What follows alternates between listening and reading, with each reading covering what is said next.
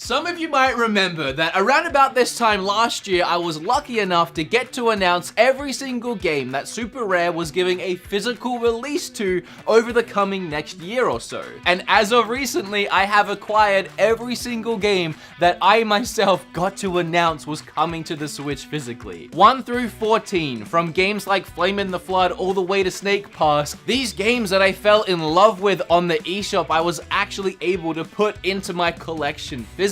Which is also why none of these are open. Remember, I review eShop games pretty much for a living at this point. I just like owning them in the collection, that's the whole point. And they actually just reached out to me again and asked, hey, wanna do it one more time? And how was I gonna say no to that? So today I'm announcing another 5, 6, 7-ish games coming to the Switch. Most of these games, or maybe even all of them, you probably already love and you've been playing, as I've reviewed a few of them on the channel already. So whether I've talked about these games already or not, we're gonna take one more look at them today and go through all of the new games that Super Rare are giving physical releases to. Well, let me start by announcing the first game getting a physical release, and that's Rive. Rive is still one of my favorite gaming experiences I have discovered thanks to the Nintendo Switch eShop. It's a twin-stick shooter platformer with fast-paced, addicting gameplay and great voice acting. You play in this spider vessel, creeping and crawling your way through tunnels, air ducts, and big open rooms, all inside a spaceship you are trying to escape from. There are times when levels of the spaceship flood completely or you're ejected out into space, but don't worry, your spider ship can morph and adapt to any situation. And the gameplay in all three of these environments differ greatly, but each is as fun as the last, with responsive controls and stupid amounts of enemies to blow up. Oh, speaking of, between the platforming death traps lying around every single corner, enemies and boss battles, this game can be extremely challenging. It's a very arcadey feeling game, with the focus being mostly on aim, shoot, and destroy, but it still features some pretty great level design at times with interesting gameplay mechanics. Like these zero-gravity bubbles that keep you afloat during the platforming. And as I mentioned earlier, it does have some really fantastic voice acting. Non-surprisingly, there is a human inside your spider ship, a rough and tough, no-nonsense brute of a man who just wants to be out of this death-trapped spaceship he's stuck in. However, his progress is constantly halted by a floating AI robot with nothing better to do than to screw up your day. The dialogue and banter between these two characters are a highlight of the game for me. And I love that at any moment during the conversations, you can decide to just blow up the robot mid-sentence. It not only acts as a way to skip through conversations, but you also start to create your own running joke with the characters if you do it often enough. And believe me, there are times when it's hard not to blow up that smug little robot. With Rive being one of my favorite little gems on the eShop, you can imagine how excited I am that it's finally getting a physical release. And I'm sure that Gary Laserballs is excited as well. He asked about a physical release about a year ago on the Rive announcement trailer and got shut down. But it's finally happening, Gary Laserballs, so I hope you're ready and everyone else is ready to buy Rive physically on the Nintendo Switch. Gary Laserballs, man. So hi, my name is Wood, and I recently made a video on YouTube about best $5 games on the Switch.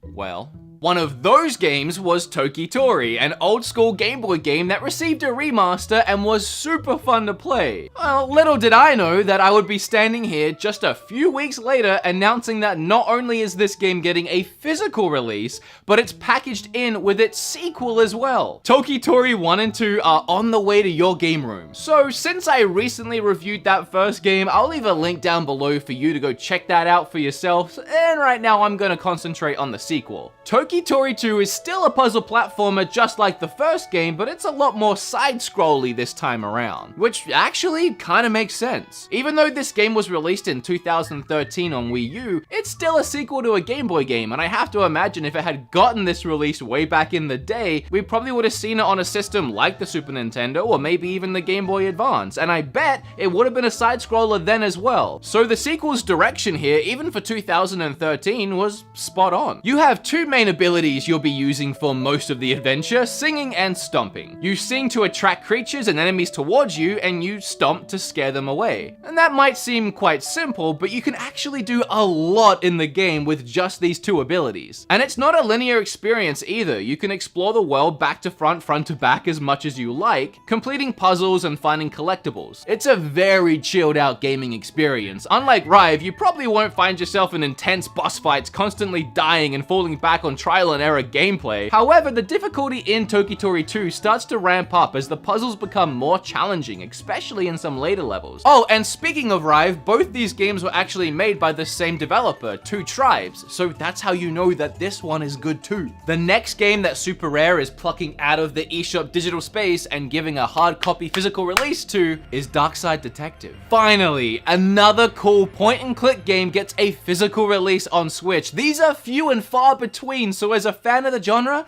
I'll take them where I can get them. All good point-and-clicks need good stories to go with them, and the Darkside Detective not only has good stories, but spooky ones at that. I mean, the developer's name is Spooky Doorway, so what do you expect? It's gonna be spooky. You play as Detective Francis McQueen, who leads the underfunded Darkside division and must investigate evil occurrences in Twin Lakes City. And for those playing at home, yes, Twin Lakes is a direct reference to Twin Peaks. As McQueen, you investigate strange going-ons around the city. It doesn't really have one big overarching story, rather it's a bunch of short stories, kinda like picking up 6 separate creepy Goosebump books and reading them all at once. Each part is different, but still equally engaging and creepy. It also kinda feeds back into the Twin Peaks reference, with every part being like a short episode of a creepy TV show. Honestly, the creepiest thing about this game might be the artwork hanging up on that wall. What are those things? From ghosts to monsters, each case feels quite different and they're fun to solve, but for me, the real enjoyment came from the writing and the sense of humor with loads of pop culture references. And if you already love the genre, then you should really add this one to your collection. This little guy has been screaming through this whole video. He's downstairs playing with his little stuffed mouse.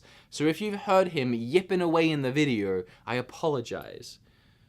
What is with you today? You're so hyperactive. All right, go scream some more.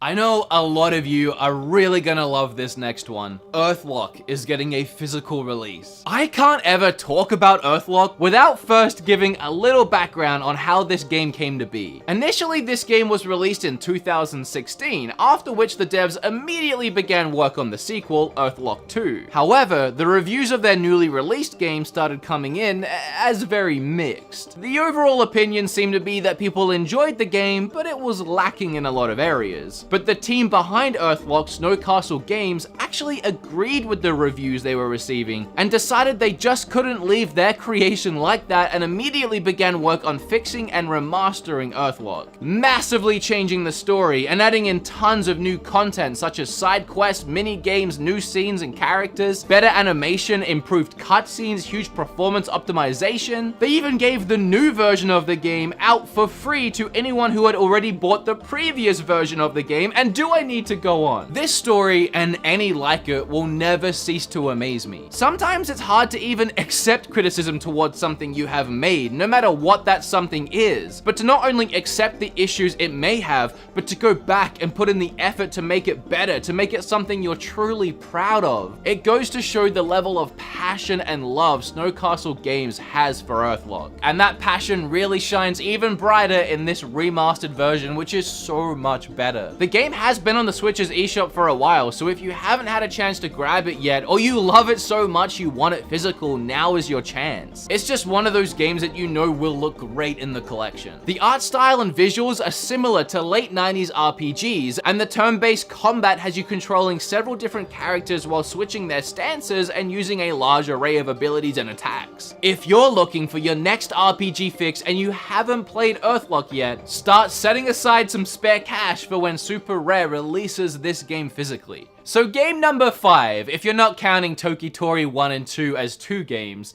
game number 5 is Wolverblade. But after I've talked about this physical release, there's actually one more, a secret one, a number 6, which you can pick up today. But before I get to that, let's talk about the amazing beat 'em up, Wolverblade. I guess that means the Beat 'em Up's YouTube channel is actually talking about a beat 'em up for once. It's like never happens. In Wolverblade, you start by picking one of 3 characters, each with their own abilities and attributes. Then, you, start beating up people. I mean, it's a beat 'em up.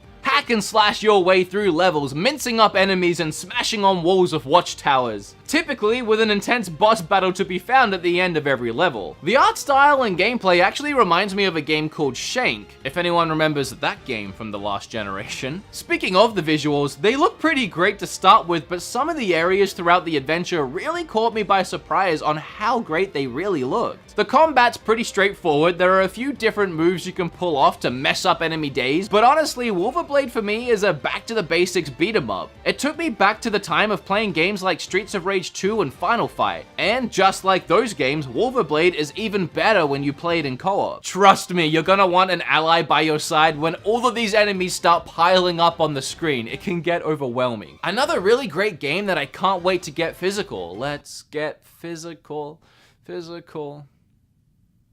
And the game that Super Rare is giving a physical release to that you can go and buy right now by checking that link in my description is Joe Dever's Lone Wolf. Again, this one just released today, so grab it while you still can. I honestly can't believe that I not only managed to squeeze in one Goosebump book reference into this video, but I'm about to do it again. You know, my favorite Goosebump books were the Choose Your Own Adventure ones. I mean, I sucked at them, but I'd never read or played anything quite like them before, and I loved it. So I wish I had found Joe Dever's books back in the day. He released a series called Lone Wolf that played the same way, as a reading Choose Your Own Adventure game. Well, I mean, at least now I don't have to read them because I can literally play them in video game form on my Switch. And thanks to Super Rare, I can own it physically as well, so it's all kind of like full circle. The game plays out similar to the books, where you read the adventure as normal, making your choices as you go, but when you get to the battle parts, you actually get to play them out in turn-based RPG combat form. It's a really interesting concept, and in many ways, it really works. Choose between ranged weapons, melee attacks, Kai powers, or defending, and once you've decided, the battle, of course, isn't over. To successfully attack or defend, you need to be fast on the draw with some quick time events. And I actually like this as it adds in an extra challenge to the battles. And then, when the battles are done being fought, you go back to deciding your own adventure. It's really interesting to see a choose your own adventure book come to life. And with Joe Dever's brilliant writing,